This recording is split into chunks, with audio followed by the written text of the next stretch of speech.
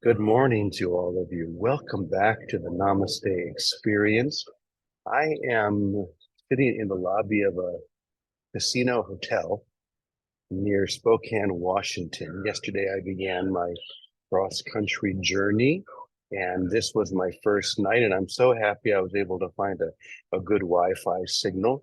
Otherwise, I'll be like Vicky in my van, holding my phone up, trying to get a good signal there, which I will do, and I probably will have to do one of these days. But at least for now, I'm so happy to have this beautiful environment all around me here at this hotel.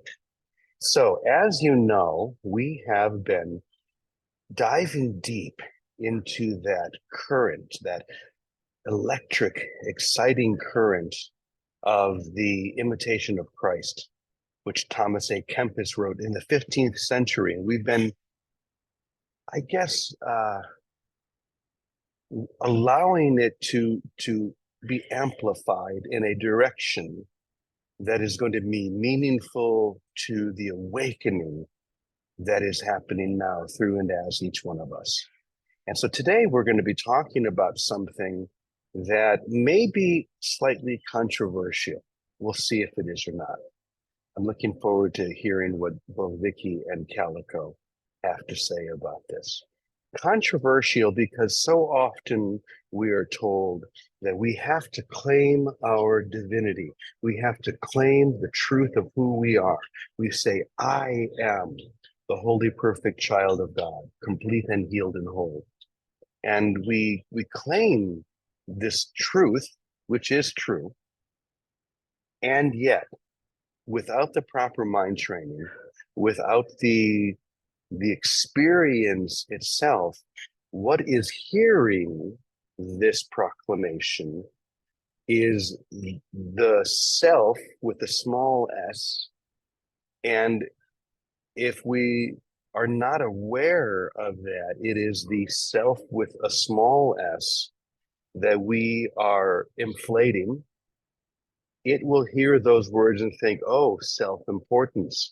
I am now called to be the great teacher. I'm called to be the great guru. I am now to go off and to teach the masses. And this is something we have to be very, very careful about, because the truth is, before we can assume our position, our true position as being the holy, perfect children of God here and now, right as we are, we have to first look at all of the ways in which we have not claimed, all of the ways that we have, in a way, failed to see the only thing that can be truly seen, and that is grace, that is love, that is holiness. And yet, in our egoic split mind, we have chosen to wander down the path of self, the path of split identity. And the self, the ego, the split identity is constantly looking for ways to establish authority, to be the authority in your life, in the world, in everything that you think, say, and do. And once again, when we hear these true statements, I am the holy, perfect child of God, if we have not done the work that's necessary, what's going to respond is that self with a small s, rather than the self with a capital S. So what does it take for us to relax into that true self, that true experience? And the answer, according to Thomas A. Kempis and to every true spiritual teacher, is humility, to become humble, to allow that small self to perhaps even acknowledge all the ways in which we have hidden from the truth, or maybe even all of the ways that we have, I'm trying to think of the right way to say this, all of the ways that we have denied the truth through our actions, through our thoughts, through our words, through all the things that we have done that have not been in alignment with the reality that is forever real, the truth that is forever true. So yesterday, one of the things that got me thinking about this was driving along. Of course, when you're driving, especially when you're alone, you have a lot of time to think and pray and just observe your thoughts. And one of the things that I found myself thinking about a lot, I was remembering all of the people who have, I'll say, given up on me, who have, for one reason or another, said, okay, that's enough. Don't need him in my life anymore. Maybe it's former girlfriends, uh, former friends, former associates, whatever it might be. I was thinking about this primarily because when I was in Portland, I did reach out to a very dear friend, a former partner who I really wanted to see. And I reached out not knowing if she would respond. She didn't. And so I began to think about this. Well, she probably has good reason. And I had a choice in that moment. I could turn it back on her and say, well, that's her problem. If she doesn't want to see me, acknowledge me, even speak to me, well, I don't have to even worry about that. That's her issue. Or, as we are called to do, we can turn it back and look with real honesty and humility on myself and say, yes, it's true. Like any other person, like all of us, I've made mistakes. I've made choices that have not been the most nurturing to my relationships and the people that I love. And there have been people in my life and all of our lives who have said, you know what? I'm going to let that person go. I'm going to move in another direction. I don't need to be in contact with them anymore. And so what this inspired in me was a deep, deep look into my own life, my own heart. And I began to feel a real deep sense of humility, which I realized instantly was very healthy. It was very healthy for me to ignore the ego's insistence that you don't have to think about that. You're perfect. Remember, you're the holy, perfect Son of God, which is true, but not from the egoic perspective that it wants me to claim. It was important to me, I felt, to become humble. And one of the ways that I did that yesterday was by looking at and going through my mind, thinking about and loving all of the people that maybe I have not lived up to my compassion and love for them, who have turned away from me, who have said, you know, I've had enough of him. To think about all those people, not in a way to attack or to deny, but to love. And I just sent love to them. And most of all, I forgave myself. I realized that I'm no different than anyone else. I have had moments in my life when I have made decisions that were not the most uh, connection inspiring, and yet I have learned from them. And maybe now I have come to a point by being humbled where I can make new decisions, where I can amplify grace rather than the opposite, which would be the ego's need to be right. You know, it's funny. I was talking to a woman last night. So when I arrived here at this casino hotel, I thought, yeah, I'm going to walk around the casino a little bit. I don't gamble, but I figured I'll get a beer or something and just sit and watch. So I was standing in line to get the drink, and I had on my shirt that says, only love, only God, only now. And the woman in front of me said, what does that mean? I said, well, it means only love, only God, only now. And she said, do you mean inclusive of everything? I said, exactly, inclusive of everything. And she said, right on. And then she got really excited. She said, I was so worried you were going to say that it's only inclusive if I agree with you or if we have the same opinion. But she said, I really believe that the only thing that's important is everything for us, for it to include it all. And we talked about that for a moment. And it was a sacred, holy joining, because here in this huge casino with people gambling and smoking and all the noise and commotion, we were able to connect in a way that felt real. And there was a deep sense of humility in it, that I wasn't there as the teacher. I wasn't there as the leader. I was just there as the guy in the casino wearing a shirt that sparked her attention. And this is what happens when we just relax and let go of the need to be right. In fact, that's one of the things that I said to her. The pandemic came up and I said, you know what I think the real pandemic is? The real pandemic is the need to be right. Everyone thinks they have to be right instead of just relaxing and loving one another. This is where humility ultimately brings us. It takes us away from that need and that insistence to be right about everything, and just to be humble, to relax into the grace that is all around us.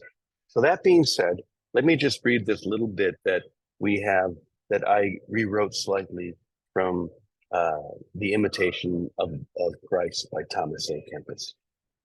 It says, who is with you and who is against you is of little consequence if everything you do is motivated by love. Let me read that again. Who is with you and who is against you is of little consequence if everything you do is motivated by love. If you seek love alone, you will be protected by love, for malice can never harm one whose heart is pure. Silence is a great gift, one that brings God's strength in great supply. Place yourself in God's hands, then love will free you from all distress.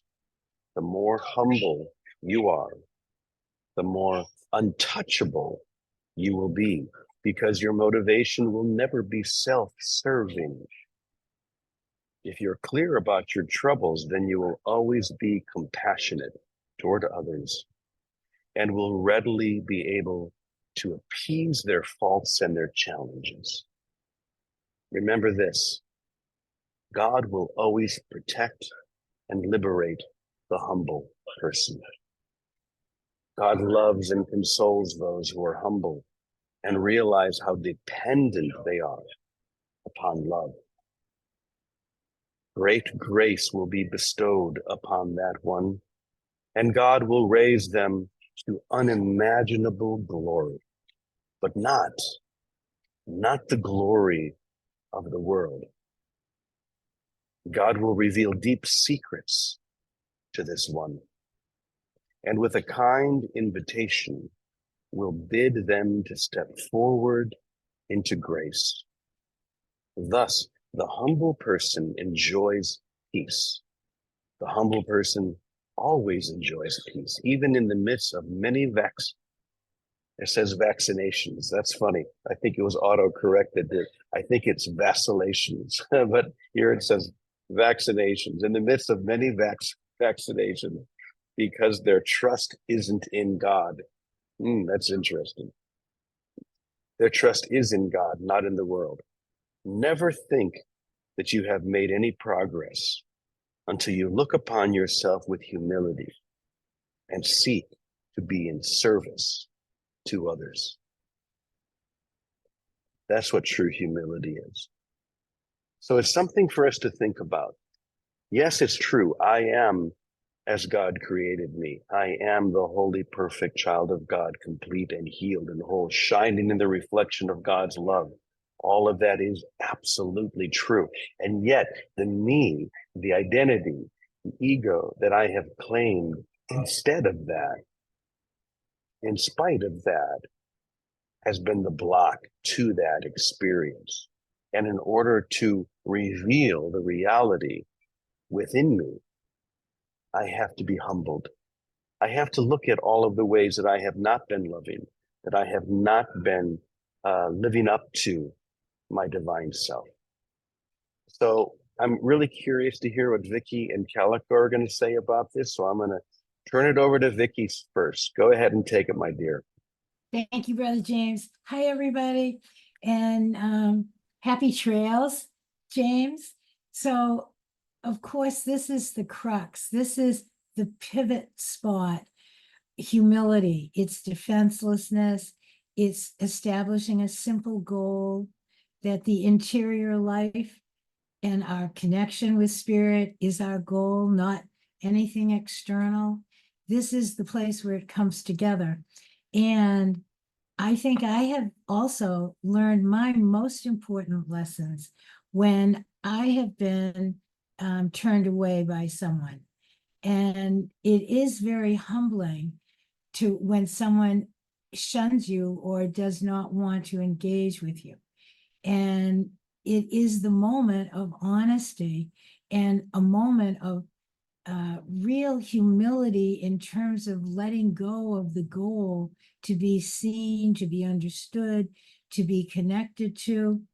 And it has brought my attention to what is my real goal. Is my goal to be accepted and understood and agreed with or joined with? Or if I say my goal is a spiritual goal to awaken to the wholeness of who I am, that's the point where I make a decision on where to put my energy and to put my attention and to accept. This is probably the hardest part, that we accept the feelings of sadness or of hurt that we feel when someone rejects us. It's that simple.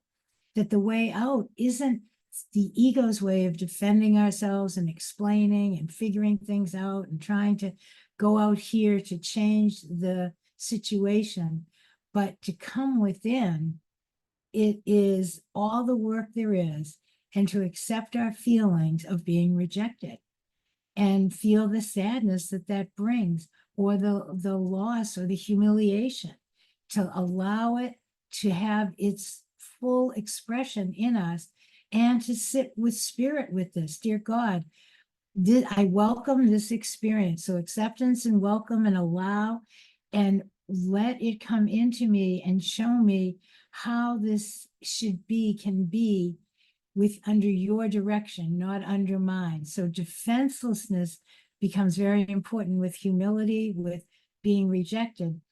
And then I have found truly, and this is the gift for all of us that we come to, that when we do this and we turn within and accept the rejection, accept our feelings about it, accept the other, give up any idea to defend ourselves or fix it, and simply sit with spirit and trust spirit, that the greatest learning I have come to experientially is I am here to love, not to be loved.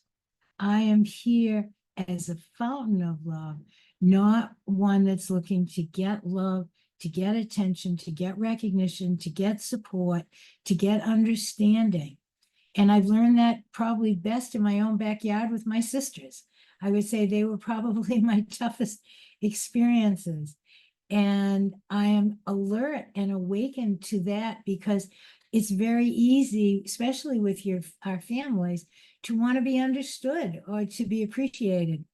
And that's the very lesson, to let ourselves feel whatever that feeling is and to make a choice. This is where when it says I choose heaven, heaven is a decision I must make. For me, this is one of the most important places where I choose heaven. I choose God. I choose, dear God, what is your interpretation? How do you see this?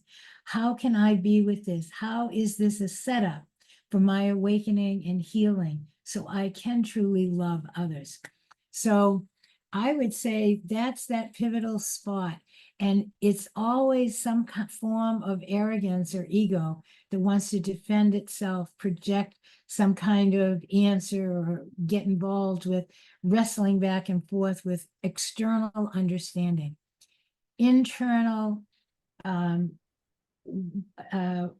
what is it, like resignation to the situation opens up that inner door where not just in words, oh, I'm here to love, not be loved, where that becomes an experience. And that experience has freed me in most every situation and has restored those external relationships, I'm grateful to say, to a natural peace and a harmony that isn't based on the past, but is based on a present joining that's fresh.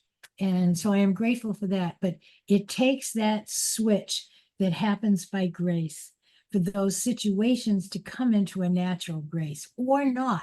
And if they don't, let them be. My experience has been that they do indeed come back through into a natural harmony and grace, because that experience of losing that sadness, it dissolves. That sadness dissolves when I get that kind of realization experientially. Oh, I'm only here to love. Okay, I'll do that right now. And like you said, James, to that woman, you just extend love and peace and grace. So that's what I would say to that. Let's see what Mm, Calvin is going to that's say. perfect. Thank you, Vicky. And I'm so glad that you brought up the A word, arrogance, because this is the ego's assertion. This is the ego's answer. See, these are all A words, that I am right about this. The other person is wrong. This person who didn't contact me, she's wrong. She should have contacted me. Didn't she realize blah, blah, blah? And then I run off in my mind in an arrogant way instead of simply looking, instead of simply being available to grace, to love, to harmony. So yeah, it's the arrogance of the ego that always slips us up. So Calico, why don't you wrap things up for us? Wow, there have been so many lessons in just this past 20 minutes.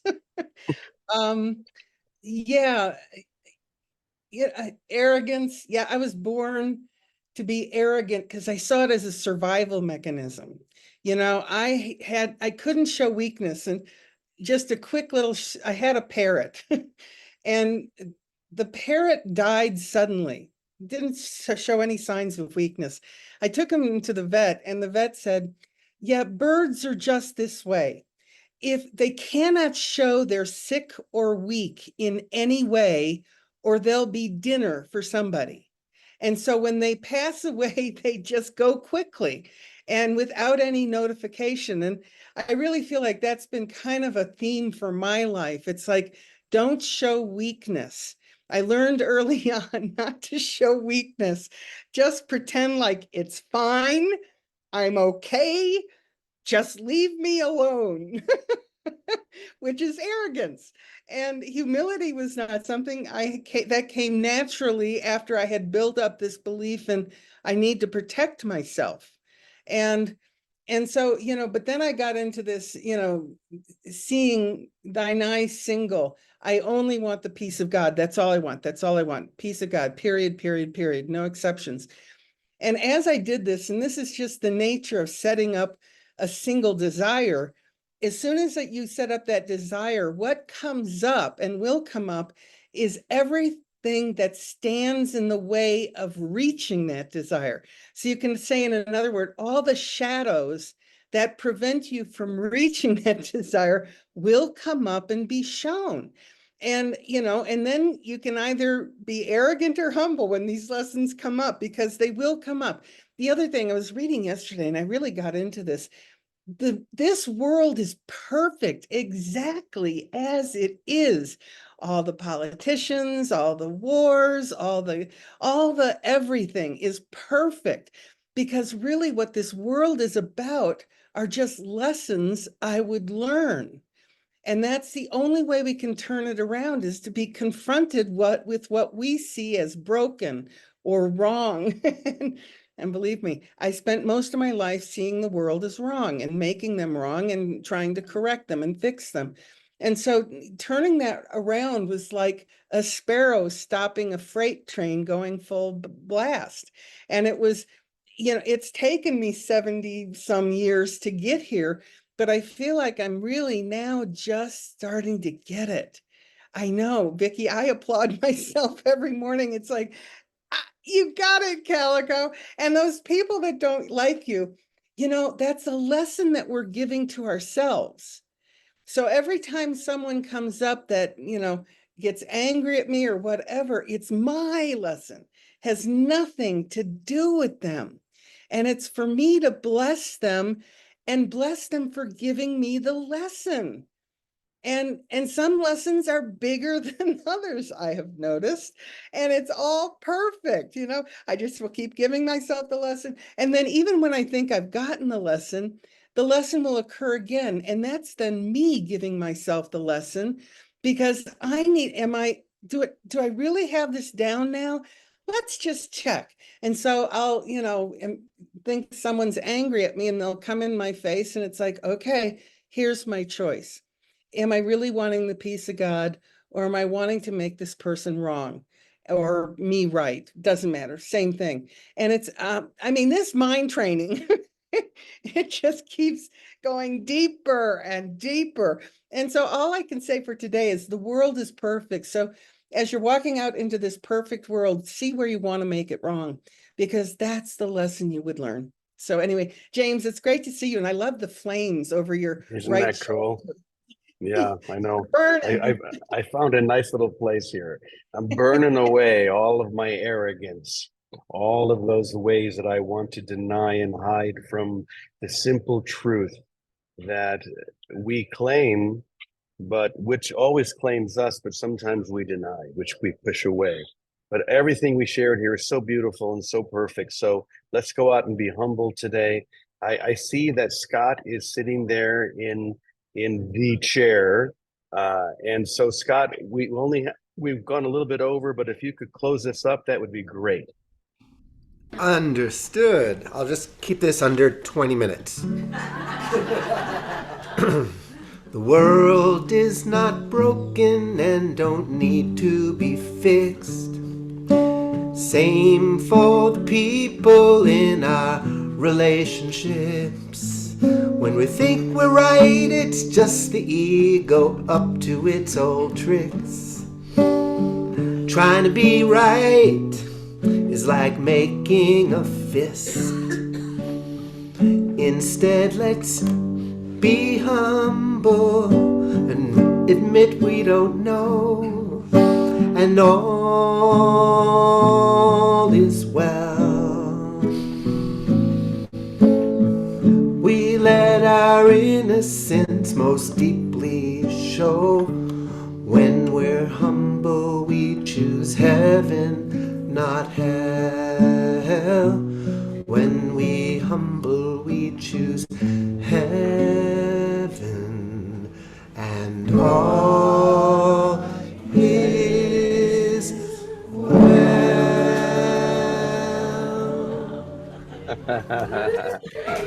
Oh, yes. That was perfect. Thank you, Scott. Right. What a great session this was. So go out, be humble, forgive everyone. Think of the people who have kind of, stepped out of your life, and send them some love today, because they have been your greatest teachers. And to this we say, Amen, Amen, Amen, e punto. Have a blessed day, everyone. We'll see you tomorrow. Namaste.